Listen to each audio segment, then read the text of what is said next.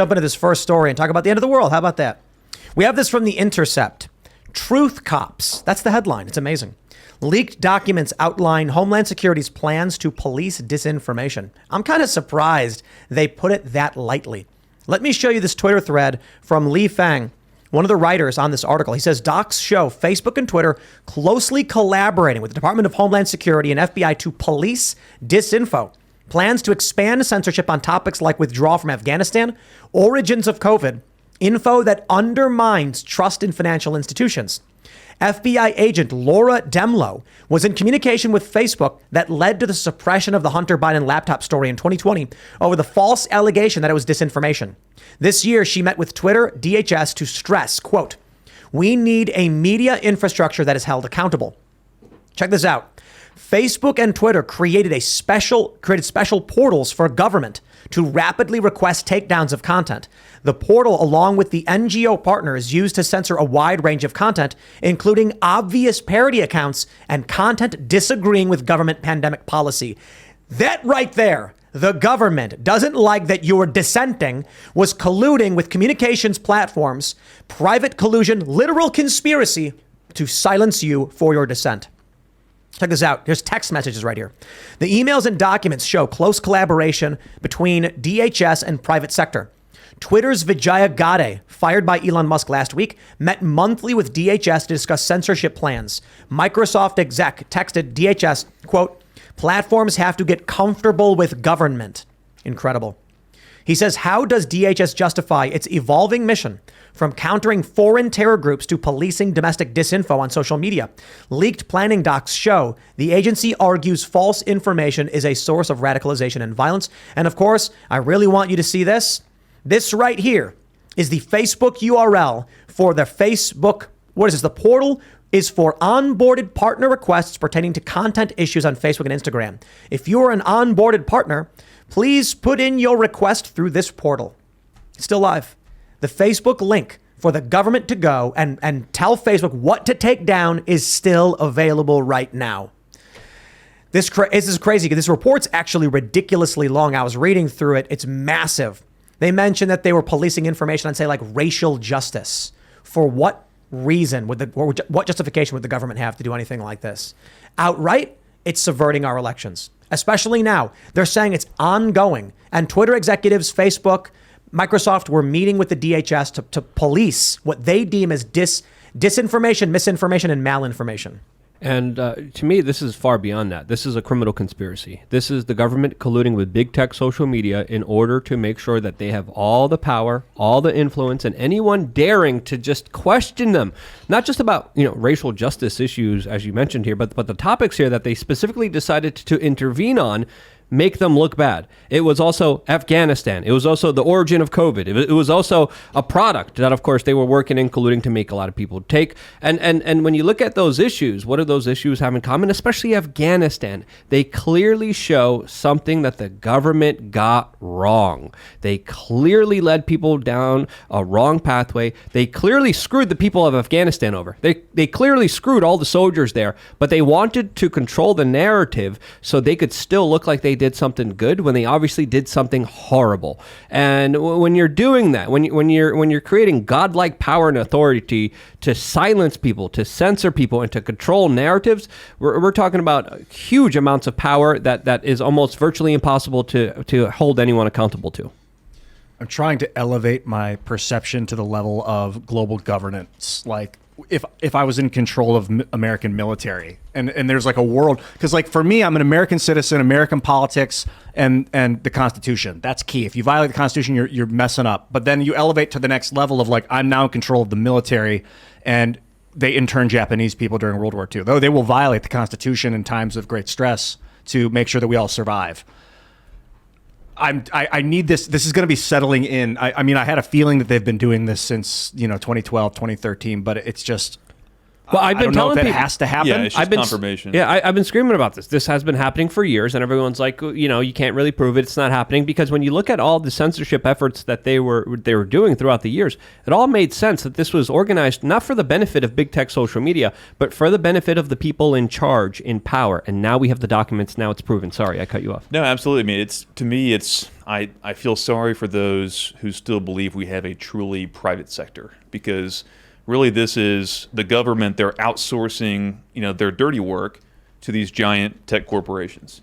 And, we saw it during COVID. We saw it. I think it really started during the 2016 elections, because Trump won in large part, in my opinion, due to his influence on social media. He was able to, go around the corporate legacy media, go around that distorting prism of their influence and go directly to the people. And they kind of had this Rubicon, this never again moment. We're not going to let this happen again. We can't let these America First populist types go around our, gatekeeping mechanism and go straight to the voters. And so that's where it started, in my opinion. I'm sure it happened before that, but 2016 was kind of the collective never again moment. And I think it was accelerated through Trump's administration.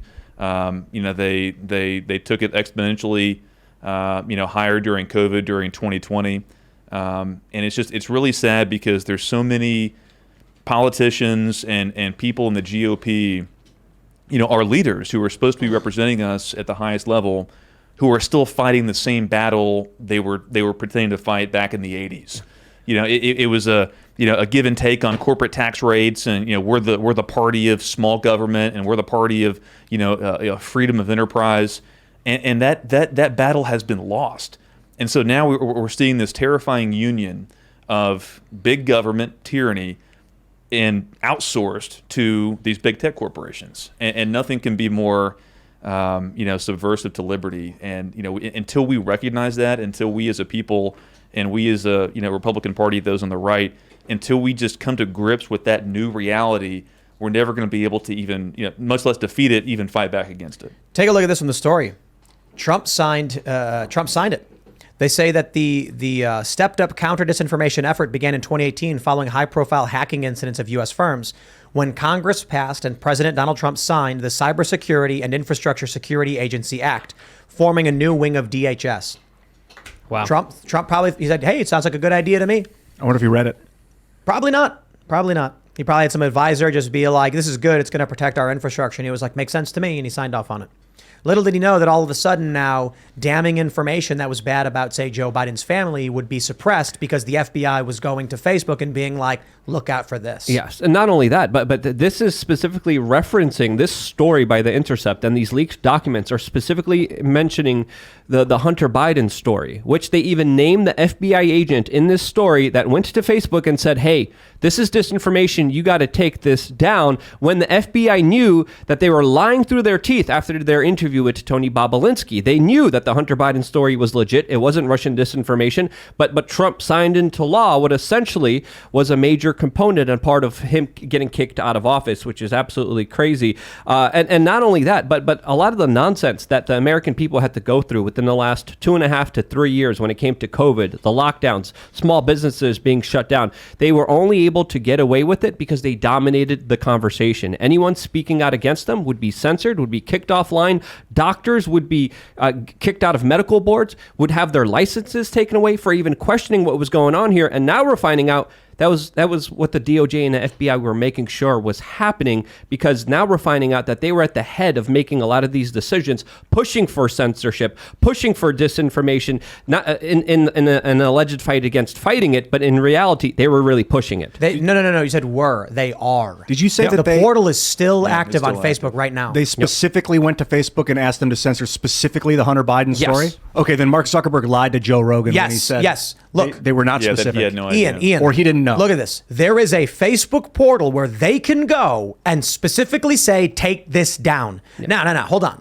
To be specific and to be very careful, Mark Zuckerberg may be the one time that the FBI didn't have to go through this portal and they were talking to Mark on the phone. Maybe he was referring to some very specific moment, and that's how it went down. You're not going to convince me when Facebook has an active portal for government takedown requests that they went to Mark and said, there may be a story. We can't tell you which one, though. And then Mark went, better take down this Hunter Biden laptop story. Don't buy it. not when Facebook built them a portal to specifically request takedowns. Yeah, and when you look at the story and specifically the tweets, they mention an FBI agent, Laura Demlo, was that what it was? Demlo, and specifically referencing the Hunter Biden story to the FBI, to Facebook. Right. So they're mentioning it from all these leaked documents. It's more in our face more than ever. And I'm sure the story is well sourced, and I'm sure there are some within these institutions who are, on our side. But to my mind, I'm wondering where is the right wing resistance inside these institutions. It's kind of like the dog that didn't bark. We're not seeing the kind of organized resistance to the Biden administration that we saw from these institutions in permanent DC as during the Trump administration. So that tells me these institutions they're beyond being salvaged. They're not reformable, and I just don't hear enough from people who are in politics on our side on the right, kind of the old right, as I say, who truly grasp that. Who say there's no nipping around the edges of the FBI. There's no nipping around the edges of the DOJ. There's no nipping around the edges of DHS, because they are in cahoots with permanent Washington, with the left wing media, with big tech. And until we understand the power of that union, we can't defeat it. Yeah, you got to build systems that are indiscernible, that are like decentralized, that are mesh networked, that aren't relying on centralized services, that run under the radar. Because I don't think you can compete with global government military force. You mean like the LavaBit email servers, Ian? That specifically were started, that Edward Snowden was using, where the NSA came to and gave them an official national security letter saying, shut up, give us all your information, or you're going to jail. The LavaBit story, I actually interviewed the founder a few years ago. Ladar Levinson absolutely stood up to some crazy insanity when it came to the federal government coming after him, trying to, of course, spy on whistleblowers, and he leaked that story, and he actually safeguarded a lot of very important data and information. This is LavaBit is an open source encrypted webmail service founded in 2004, and it was 2013 the government ordered it to turn over its SSL private keys, so that then I think the service should not be holding onto the private keys. Those should be only the sender and receiver should have those keys. That's a big part of it. Thanks for checking out this segment from the Timcast IRL podcast. But if you want to check out the full show live, tune in Monday through Friday at 8 p.m. And if you want more special access content, head over to timcast.com and become a member. Your membership helps sustain this company, keep our journalists employed, makes this show happen, and you will get access to exclusive members-only segments of the Timcast IRL podcast, and there's a massive library to check out. So again, go to timcast.com or tune in Monday through Friday at 8 p.m., and we'll see you all there.